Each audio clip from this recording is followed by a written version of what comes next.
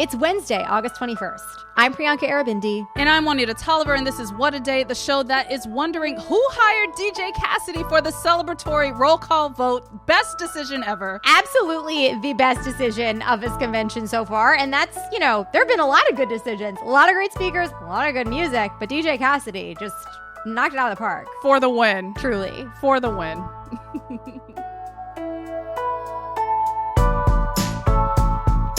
On today's show, we are bringing you two conversations. Later in the show, we'll talk to TikTok creator Victoria Hammett. Her content focuses on politics and voter engagement. But first, Tuesday night's DNC was a joyful celebration. Delegates from each state showed off their local pride while casting their votes for Vice President Kamala Harris. And it was hard to top Georgia, who brought out LaJaunt to take it to another level.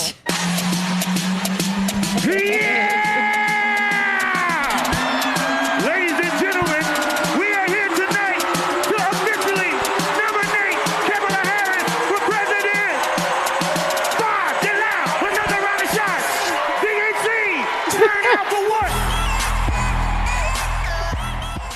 I didn't even hear that it was turn out for what. That's amazing. When I tell you that energy, I feel like the audio doesn't even capture the crowd response accurately. People went berserk. The crowd response, our response at home, I mean, that was wild. So out of left field. No one was expecting it. And he just ran away with it. So much excitement. And the evening was headlined by two of Chicago's hometown heroes, Barack and Michelle Obama. Former First Lady Michelle Obama gave an electrifying speech, taking Donald Trump to task for his blatant racism and giving him a taste of his own medicine. See, his limited, narrow view of the world made him feel threatened by the existence of two hardworking, highly educated, successful people who happen to be black.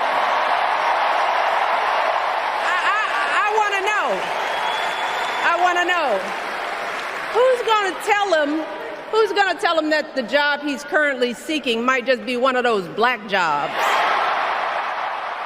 She also reminded viewers not to get too comfortable before Election Day with the rallying cry of do something. It's up to us to remember what Kamala's mother told her. Don't just sit around and complain. Do something. So if they lie about her, and they will, we've got to do something.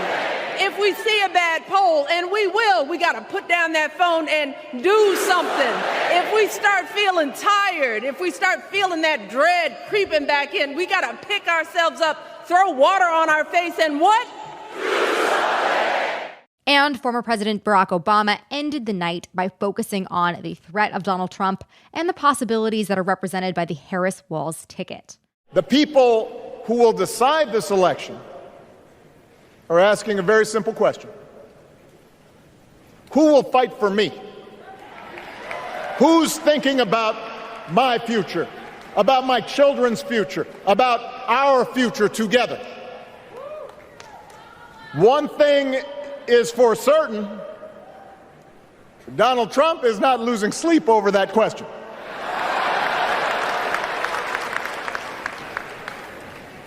Here's a 78-year-old billionaire who has not stopped whining about his problems since he rode down his golden escalator 9 years ago. It has been a constant stream of gripes and grievances that's actually been getting worse now that he's afraid of losing to Kamala. But I will say the real highlight had to be a jab that he made about Trump's obsession with crowd size. It needs to be seen on video to be fully appreciated, but that clip will almost certainly be everywhere today. Highly recommend taking a watch. There's the childish nicknames, the crazy conspiracy theories, this weird obsession with crowd sizes. Of course, in order to win in November, Democrats will need to mobilize voters, but they'll also have to combat voter suppression tactics that Republicans have deployed across the country. According to the Nonpartisan Policy Institute, the Brennan Center for Justice, voters in about half of the country's states will face new voting restrictions this election. One of the states that has passed multiple repressive laws since the last election is Georgia. And one of the people working to fight against these attempts at voter suppression is politician and voting rights activist Stacey Abrams. She's also the host of Crooked Media's newest podcast, Assembly Required, where she's talking with folks trying to fix parts of our political system that just aren't working. Abrams is spending this week at the DNC, and she spoke with me from the busy floor of the convention center. I asked for her highlights from the start of the DNC. I think, of course, it was President Biden's valedictory speech. He was gracious, he was kind, he was bullish on our ability to win. The surprise appearance, of course, of Vice President Harris, who recognized how important that moment was of being there and making the appearance and recognizing what had been accomplished together. I think that really set the tone, but also reminds us of what we've got to protect in the next few months as we head into Election Day. Speaking of what we've got to protect, there were a lot of messages that went out to supporters over the past few days about delivering for the people, protecting reproductive rights, or protecting the public from Trump, who is also a threat to our rights. Which of those messages do you think the Harris-Walz campaign should focus in on most in order to be successful in November? We've got to pull together a coalition of voters, and that means speaking to the needs of all people, especially those people who feel like no one's listening. I've been very heartened by the Harris campaign's willingness to talk about issues like reproductive choice, but also talking about housing. Affordable housing is a crisis, especially among younger voters. Their willingness to not just articulate a fight for democracy, but to speak to the needs of average voters having access to the ballots in states like Georgia, where we're watching voter suppression rear its ugly head again, where we're watching the RNC attack the right to vote in Arizona. Their willingness to pull in and lean in on those issues matter. But what we have to avoid is trying to only pick one issue, thinking that's going to carry the day. We live in a multiracial, multi-ethnic, multi-generational society, and that means we've got to be able to walk and chew gum at the same time. All right, you said the phrase voter suppression. Naturally, this election wouldn't be complete without those attempts to infringe on the rights of voters from the right. Earlier this month, the NAACP sent a letter to Assistant Attorney General Kristen Clark, asking her to investigate a website that allows users to cancel voter registration for Georgia residents. How much of an obstacle will this website and other voter suppression tactics present this election cycle? We know that in Georgia, despite being heralded as champions of democracy in 2020, that both Governor Kemp and Secretary of State Raffensperger have both been involved and engaged in voter suppression. It was under Governor Kemp that we got a new law that will allow individual members of county election boards to decertify or refuse to certify the election. So the same governor who gets credit has actually been the one to suborn this behavior. And the Secretary of State, who loves to champion how he believes in voting, was the person who set up a website that will allow people to cancel registrations. We already know that personal data was leaked, and that when called on this issue, he has yet to be able to effectively articulate why in an election year he is setting up a website to cancel voter registration. We know that these are not only direct tactics, there's also a psychic effect. When you make it hard to vote, you make people think it may not be worth the effort. Right. And that's why it is so incumbent upon every one of us who believes in democracy to call out voter suppression, to not get distracted by misinformation or disinformation, but to tell the truth that the right to vote belongs to us as Americans, and that we have the responsibility not only to protect our right to vote, but to expand the franchise as much as possible to those who don't know that their voices deserve to be heard. And understanding that, right, understanding the importance of calling out that misinformation, how are organizers approaching voter education efforts in response to these attempts of voter suppression? In the state of Georgia, we are relying on organizations like Fair Fight, an organization I'm proud to have founded. And we encourage people to go to fairfight.com to sign up to be part of the voter protection enclave that we need.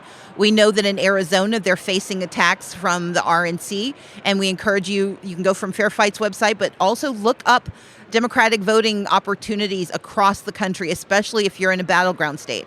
They are not going to stop until they stop us from voting. And so we've got to believe that the attack is real, but we also have to believe our power is real. Right. We used it in 2020 to overcome voter suppression, and we can use it in 2024 to win and save our democracy. Now, you did mention Georgia Secretary of State Raffensperger, and that also prompted me to recall when Donald Trump contacted him and asked him to find 11,780 votes in an attempt to overturn the will of voters in 2020. How can Democrats best prepare for any repeated attempts by Donald Trump this election cycle to call state election officials if Vice President Harris wins? We can't stop him from taking bad action, but we can keep a spotlight on those who would suborn that bad action. And that's why I've been so intentional about pointing out one good act by the Secretary of State or the governor in Georgia does not exempt them from the poor actions they've taken. Voter suppression isn't just about trying to change votes. It's about stopping people from casting them in the first place. It's about putting barriers in place. And Brian Kemp and Brad Raffensperger have both made it their mission to impede the right of voters to participate. For disabled voters, they have made it more difficult by constraining access to absentee ballots, by putting more difficulties in place. They've made it harder for homeless and unhoused voters to cast their ballots. They are going after every marginal voter they can so that they don't have to worry about the numbers if they can stop the people from showing up in the first place. And it's not just in Georgia, it's around the country, although Georgia often stands as ground zero. But we've got to pay attention in every state, in every election, especially this state and especially this election. But we can do it. We've done it before and we will do it again. Stacey, I know you've been working hard recording new episodes of Assembly Required. Tell us when the next episode drops and what can listeners expect to hear? We recorded live from the convention and the next episode drops this Thursday. It has two extraordinary rising stars, not just in Democratic politics, but rising stars in their generation. We have Representative Maxwell Frost, and we have civic influencer and social media star Haley Lickstein. And they're going to tell us how we get young people to vote, show up at the polls, and save America. That was my conversation with politician and voting rights activist Stacey Abrams. Make sure you check out her new Crooked podcast, Assembly Required. Thank you for that, Juanita. We'll talk all about how creators on social media are helping Democrats reach young people in just a moment. But if you like our show, please make sure to subscribe and share it with your friends. We'll be right back after some ads.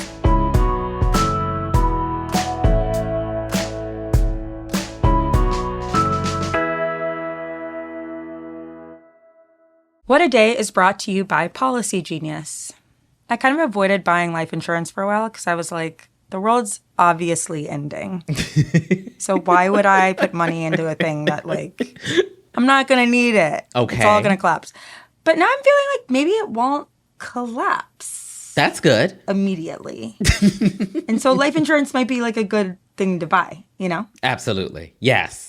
I agree. Policy Genius helps you find the right life insurance policy at the best price so you know your family's future will be protected. Yes, with Policy Genius, you can find life insurance policies that start at just $299 per year for $1 million of coverage. Some options offer same-day approval and avoid unnecessary medical exams. Be ready for the future with Policy Genius. Head to policygenius.com or click the link in the description to get your free life insurance quote and see how much you could save. That's policygenius.com. What a Day is brought to you by Brooklinen. Some things in life are worth spending on, and you sleep in your sheets every night. So Brooklinen is one of them. Brooklinen's value is the best, even helping you save when you bundle. The hardcore bundles come with everything you need: a fitted sheet, a flat sheet, a duvet cover, and 4 pillowcases. You can even choose to mix and match from a variety of colors and patterns to fit your particular style.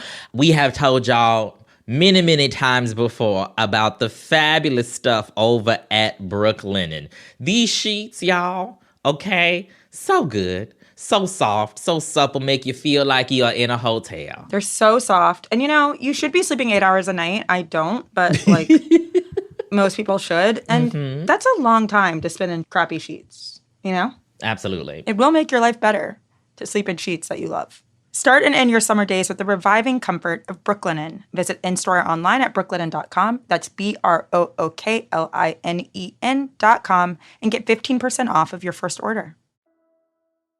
Saucony, the original running shoe company, has just upped our lineup with the all-new Hurricane 24, designed for all-day comfort. Engineered with Power Run PB foam, the Hurricane 24 provides max cushioning for everyday movement and the feeling of a better foam. Shop Saucony Hurricane 24 at SAUCONY.com. And we're back with more on the ongoing Democratic National Convention, this time from the lens of social media. In addition to vertical live streams of the event on pretty much every social platform, this year more than 200 content creators and influencers were granted special access at the DNC to take people inside of the convention and rally support for Vice President Harris's campaign. Their presence at the convention really speaks to the power of social media in the world of political messaging, especially with young voters. And it's a power that the Democratic Party is eager to tap into in these final few months before the election. This isn't entirely new. The Biden administration has regularly collaborated with influencers over the past few years, inviting them to the White House to make content and even to meet the president.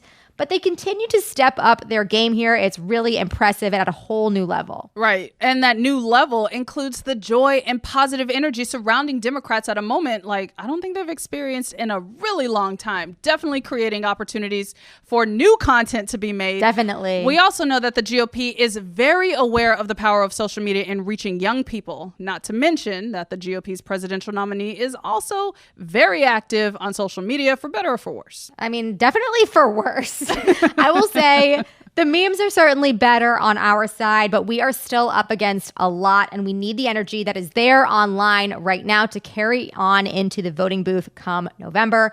I've been really interested specifically in progressive messaging from content creators. One of my favorites out there is 25-year-old Victoria Hammett, who in the past 4 years on TikTok has amassed over 800,000 followers. In addition to making her own content, she also serves as the Deputy Executive Director for Gen Z for Change, a coalition of content creators across a variety of topics and niches online that is dedicated to promoting civil discourse and civil action among their Gen Z followers.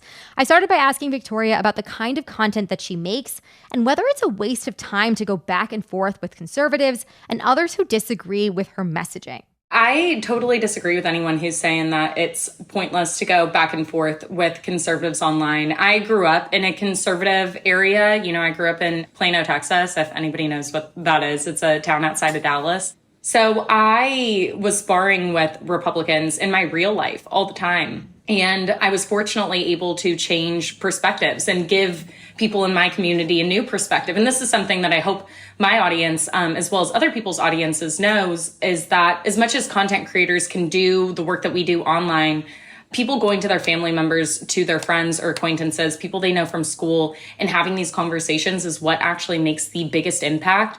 And that's how I see my beefing with Republicans as useful in this ecosystem. I'm hoping to give my audience the tools to go have those conversations with their own family members, with members of their own community. I'm not even necessarily trying to convince Republicans with the content that I make or conservatives with the content that I make. I'm just trying to give my audience the tools to do that work on their own as well. Totally. Have you ever been approached by anybody who, you know, has changed their political views or become more politically engaged after watching your content? Yeah, I have fortunately received messages from people who started following me back in 2020 in order to hate watch my content, who ended up listening to the things that I was saying and doing more research for themselves and realized that a lot of the media that they had been fed was lying to them. And that they were really glad that even if it was just a hate watch, they stepped out of their echo chamber for a little bit to gain a different perspective. Definitely. And I mean, something notable about your content, you make space to criticize Democrats who've spoken out about many issues that young voters have with both President Biden and Vice President Harris, particularly their support for the war in Gaza. I want to know what kind of reaction content like that gets when you post it. And, you know, what's your response to other content creators, people on the left who may accuse you of hurting the party when you criticize Biden or Harris on your platform? First of all, you know, criticizing our elected officials can in no way, shape, or form hurt them. If anything, it will only make them better. So I definitely push back on that. At the end of the day, I view my platform and social media just in general as a tool. And if we're not using that tool to genuinely and authentically advocate for the things that we believe in, then why Are we even using it to begin with? Right. I think that there is this mentality with some content creators on the left that they need to praise Democrats, regardless of those decisions that Democrats are making. And to that I say, at what point do you decide to speak up? What point do you decide to criticize Democrats? If Democrats were to make a shift further right wing to continue to move towards the center, would you stop that, or would you try to use your voice to push back against that, to keep Democrats left or push Democrats further left so that we can have a party that we all feel really proud about? I would hope that our elected officials listen to the people who voted them into office. And I would hope that those critiques make the party better. I want to shift specifically to, what's going on social media, especially lately. This year, the DNC gave special access to more than 200 content creators. This acknowledgement that social media is a major player in this election, in this moment, is something that the Biden administration has really embraced for some time now. They've worked with organizations like yours, Gen Z for Change. So can you tell us a little bit about what Gen Z for Change does and how you all are organizing ahead of this election? Yeah, Gen Z for Change, we're a nonprofit organization that utilizes social media and other digital tools in order to create progressive change. Through that, we have a network of 500 creators who all have different niches on the internet. Some of them talk about pop culture, some of them talk about movies, some talk about makeup, and some talk about politics. But they're all bonded in this desire to use their platform for good. And so we see that with, creators covering aspects of the DNC to inform their audiences on what's going on. So, yeah, I think that giving influencers access to spaces like the DNC is definitely important right now, just because there are so many young people who are tuning into social media as opposed to traditional media outlets. And so it's really important that these influencers are given similar access to more traditional journalists in order to meet young people where they are and give young people the facts that they need this election season. That was my conversation with Victoria Hammett, the Deputy Executive Director of Gen Z for Change. We'll link to her organization and her content in our show notes. Truly incredible work being done to make sure that young people have the information that they need, but also to stay excited and engaged in this moment, which, let's be real, the joy is overflowing. Absolutely. And I think it's really amazing. Just hats off to Gen Z for Change that they are organizing online like this. Like, this is a coalition of, as Victoria was explaining to me, cooking content creators, fashion TikTokers, like people who do all different types of videos and content online, kind of all coming together and wanting to promote this information about voting and being engaged politically to their followings. What an amazing undertaking.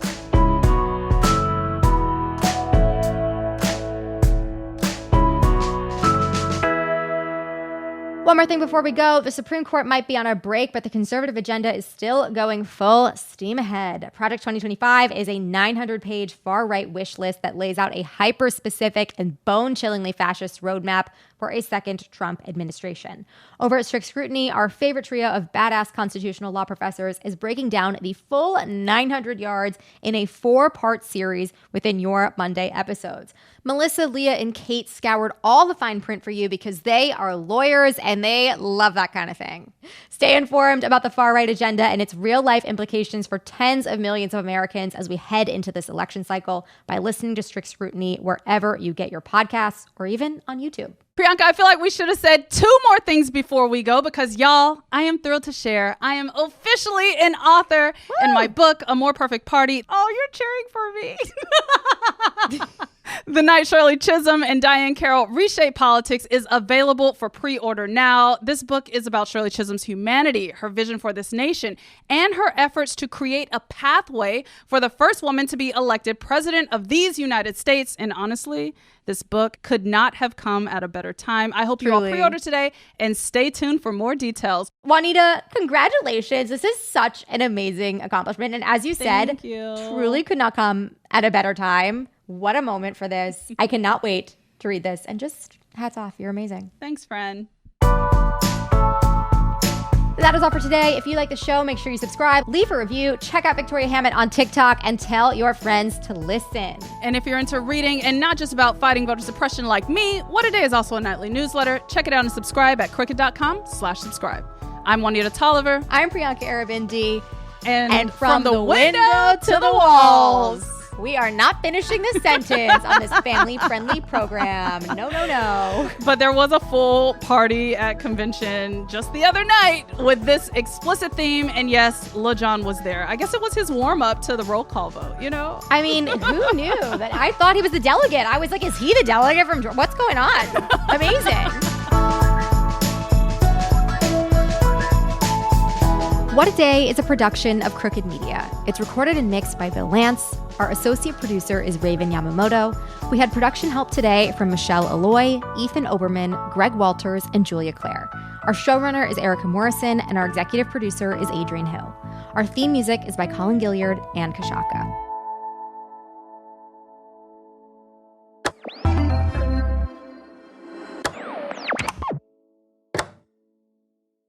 Saucony, the original running shoe company, has just upped our lineup with the all-new Hurricane 24, designed for all-day comfort. Engineered with Power Run PB foam, the Hurricane 24 provides max cushioning for everyday movement and the feeling of a better foam. Shop Saucony Hurricane 24 at SAUCONY.com. Shopify is the global commerce platform that helps you sell at every stage of your business. With the internet's best converting checkout, 36% better on average compared to other leading commerce platforms, Shopify helps you turn browsers into buyers. In fact, Shopify powers 10% of all e-commerce in the U.S. Sign up for a $1 per month trial period at shopify.com/podcastfree. All lowercase, shopify.com/podcastfree, shopify.com/podcastfree.